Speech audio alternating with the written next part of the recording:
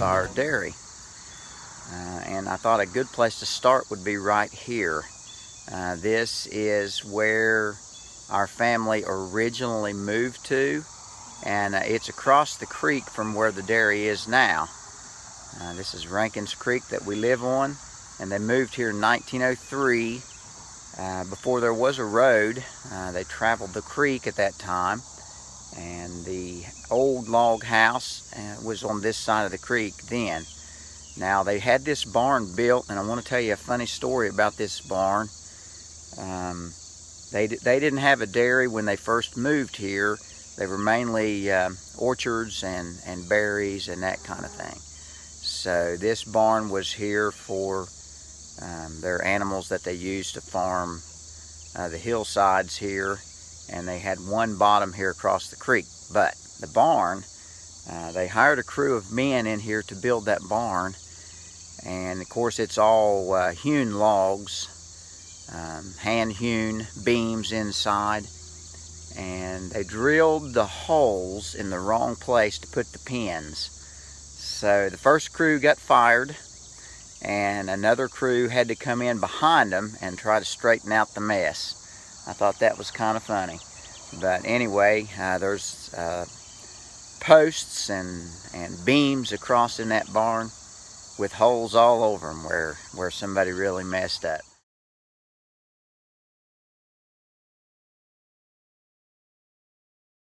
But I thought we would start right here, and then as we go along here this morning, I'll show you the dairy, the cows, tell you the history behind everything, and just give you an idea of how my brother is doing it now. Okay, after the family moved across the creek here in 1920, they built this barn here, and this is the dairy barn now. The silos were built quite a bit later. I think the first one was built in 1958, and about every year after that. So they had 3 silos that they fed inside. I'll show you inside. But we have a picture I'll show you right here that of the barn. Now it was fortunate that this picture was taken. I don't know if it was taken because of the pile of lumber that was to build the barn, or if it was taken of the person that's walking up the driveway. So you'll see in this picture,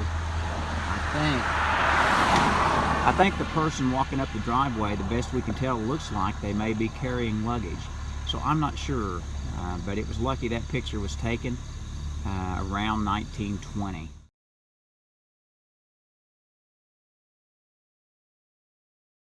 Okay, this is the inside of the old barn, and we have, since I have been around, this is what we've used to raise baby calves.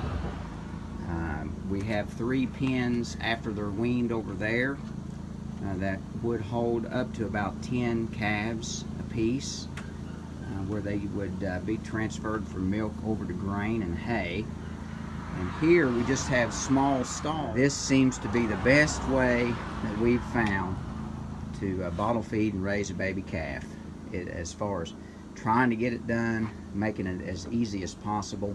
They're bedded with sawdust twice a day and cleaned up under, and they get a bottle of milk in the morning and one in the evening.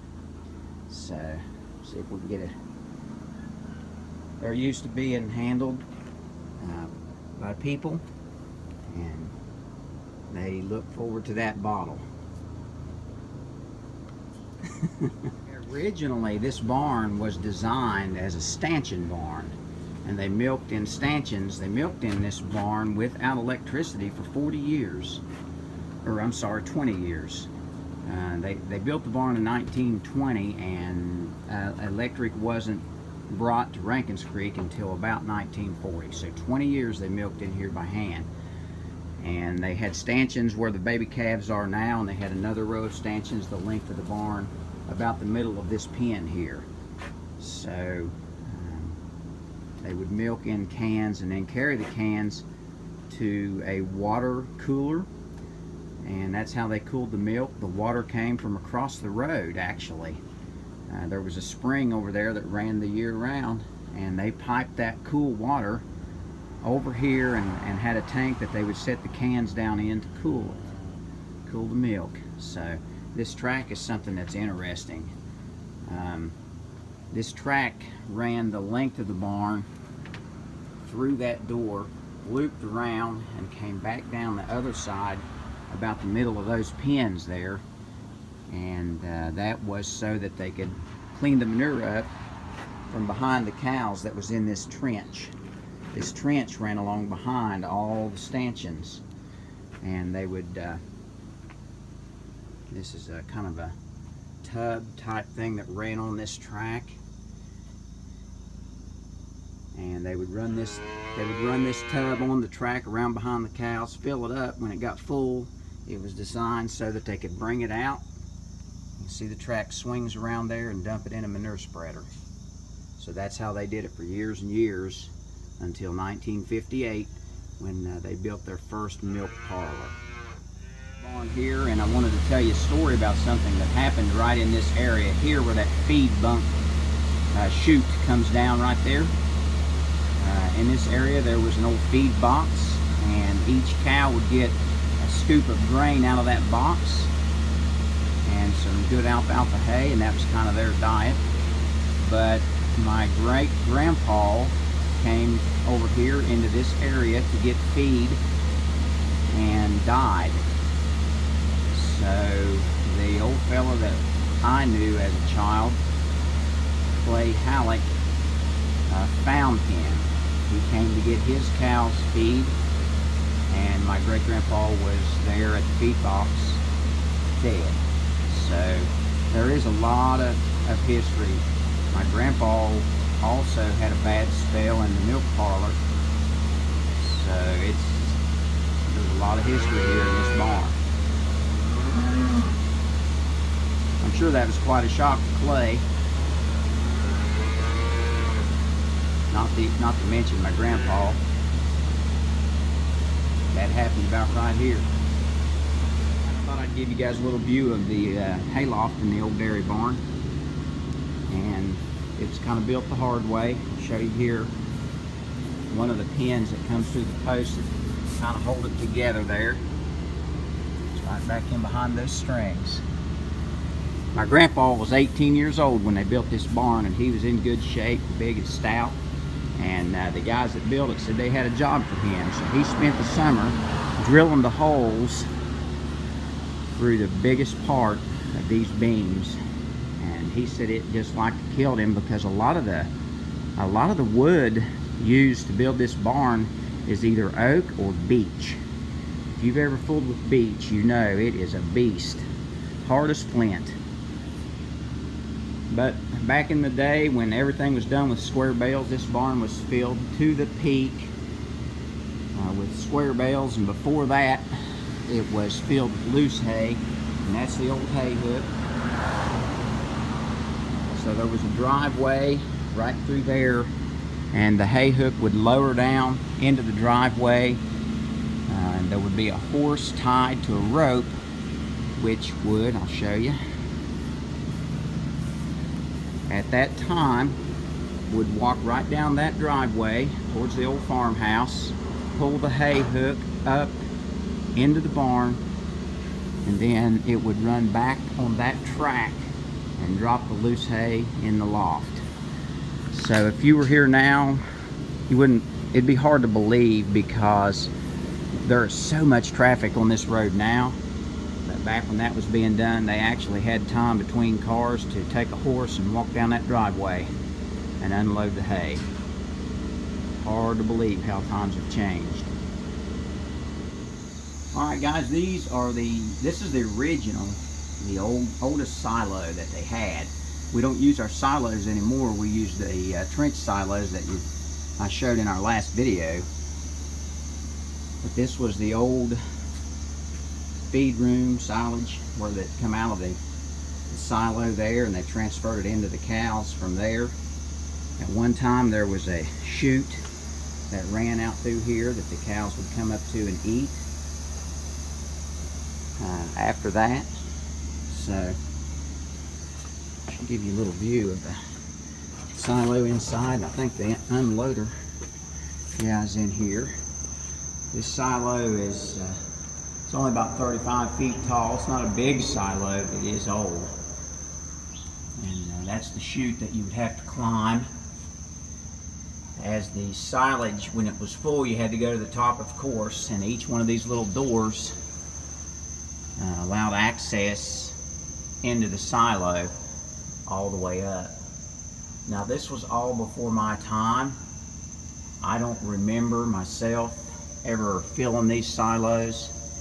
In about 1980, my dad built a bunker silo. That's the old unloader there. It would circle around the silo and throw the silage out that little chute there. It was controlled by a cable that would lower it as the silage lowered. My dad always complained about having a lot of trouble with it. In the winter time, the silage would freeze and this and that, and just a lot of trouble. So that's the reason he went to the bunker silo, and then later the trench. But this is just a little view of what a silo is made like. I've had some scary times when I was real little climbing up that chute. You'd think that thing was 500 feet tall. The old freestall barn. This is what we were using when I was helping my dad and brother milk. And we got up to about 130 cows, and for the three of us, that was all we could do. I mean, we worked daylight to dark 7 days a week. It was tough for three people.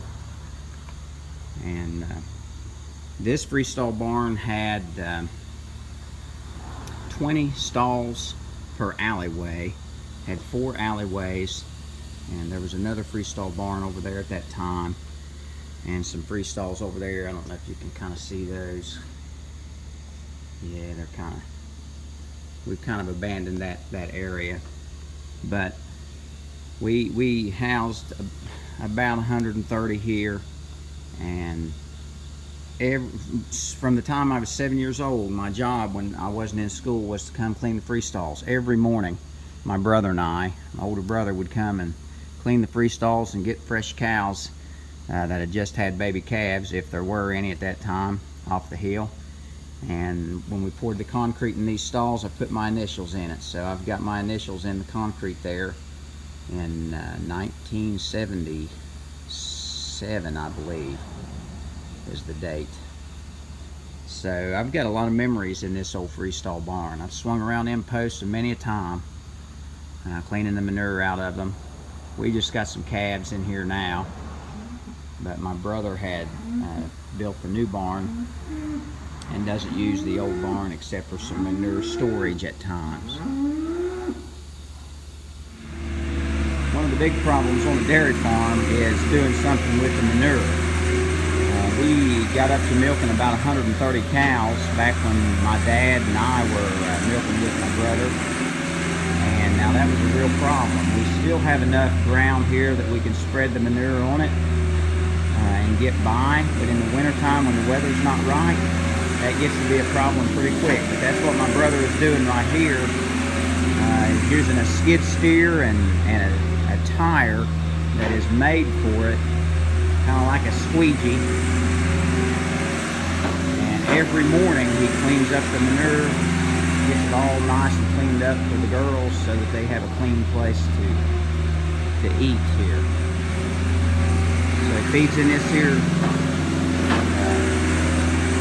bunk, this concrete manger, and their water is right down there. That's an orange mineral feeder there, and their water is right down there inside of that. And they sleep in a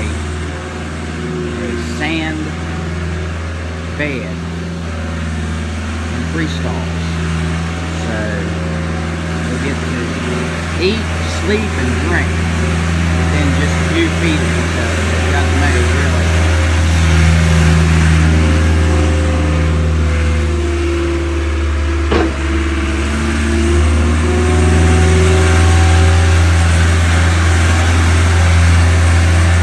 Has a fan up here that runs when it's really hot like it is right now. It runs 24 hours a day. It's set on a thermostat so that it will kick off if it gets cool enough, but it's been so hot here it runs all the time. That keeps a little breeze in this barn and keeps the girls comfortable.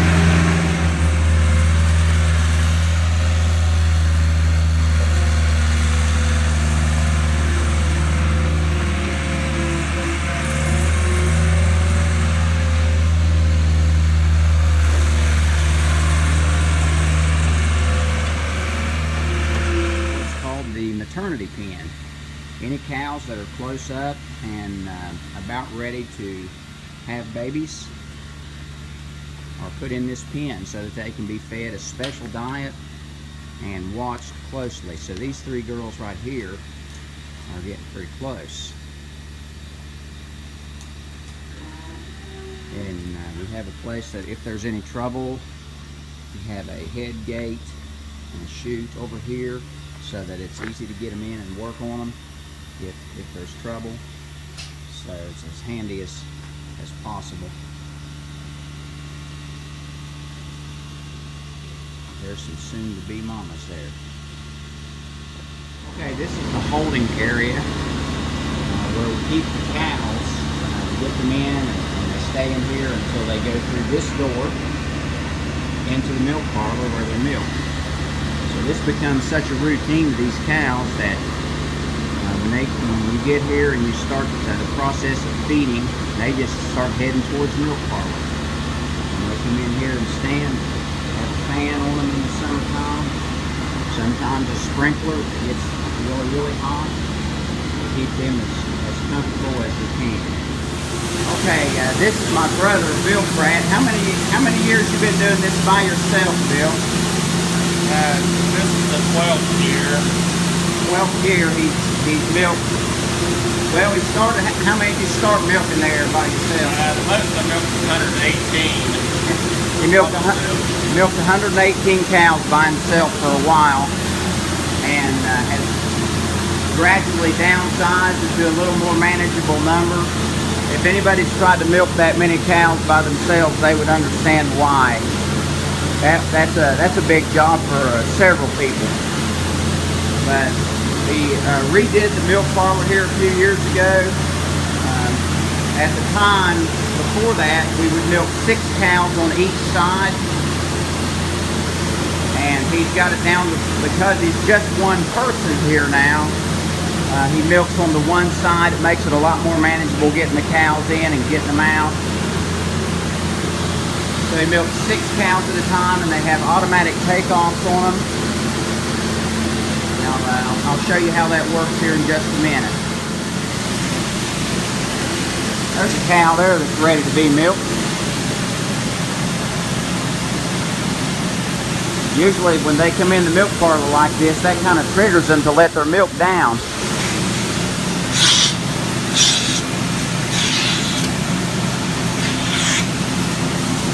That milker is run through a vacuum that is controlled from a vacuum pump that's outside.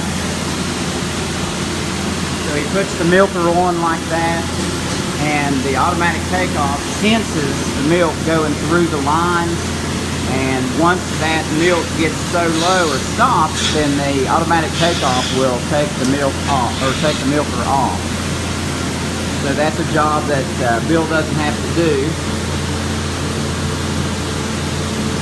Get the milker on her and be working on the others, and a lot of times it's not very long before the first milker's coming off.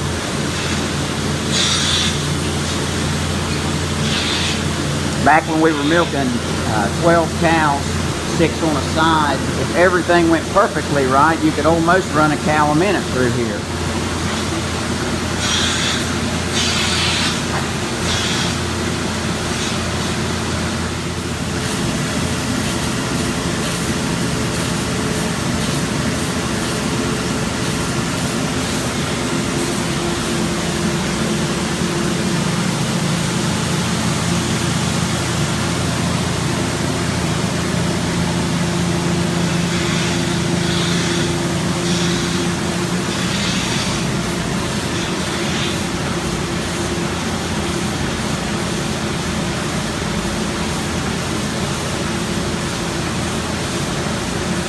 Okay, this room is what's considered the milk house, and milk comes through there and into the tank through that stainless steel line. Those lines are all cleaned after every single milking.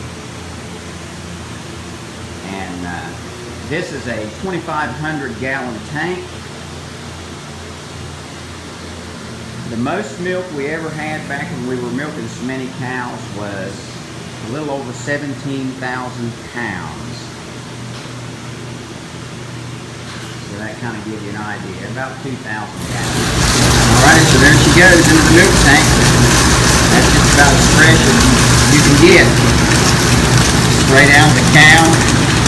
And it's brought in here into this tank where that agitator runs periodically. Keep it stirred up, and then it's cooled down to about 38 degrees and kept there until the milk truck comes. The milk truck comes about every other day to pick it up.